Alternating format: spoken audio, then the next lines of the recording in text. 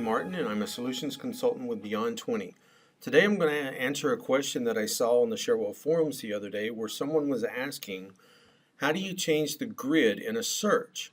Well, if you look here, we're going to look at tasks to begin with, and you can see that the task, if you search for open tasks, it returns task ID, task title, owned by, status description.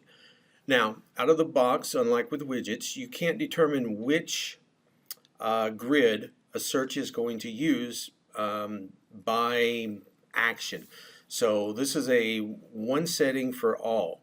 And the way you would change this is actually by going in and creating a new grid and setting that as your default grid. Now with a widget on a dashboard, you can have multiple grids and you can select which grid that you're going to display the results of. But in your general searches, they only go by the default grid.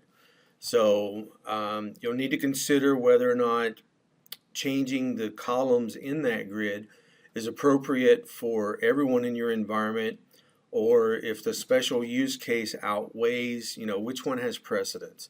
Is it better to have more columns or different columns to suit everyone's needs because someone else or one group has a need for additional columns or different columns, or are the additional columns going to have to be manually set by the group requesting additional columns because it would have a larger impact to the rest of the organization. Now, to change your default grid, you come into the admin client, you'll create a new blueprint.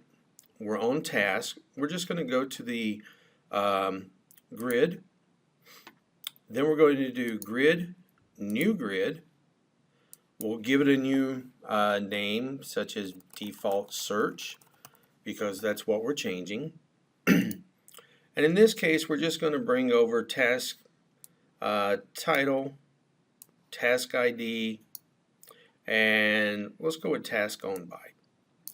So now, instead of the current 1, 2, 3, 4, 5 columns in our grid searches, we're going to have 3. Now, in addition to creating the new grid, we also need to open the grid menu and make this the default grid. Once we do that, we save, and we'll go with a naming convention, whatever that may be in your environment. Caps lock is wonderful. We'll save that, we'll publish it.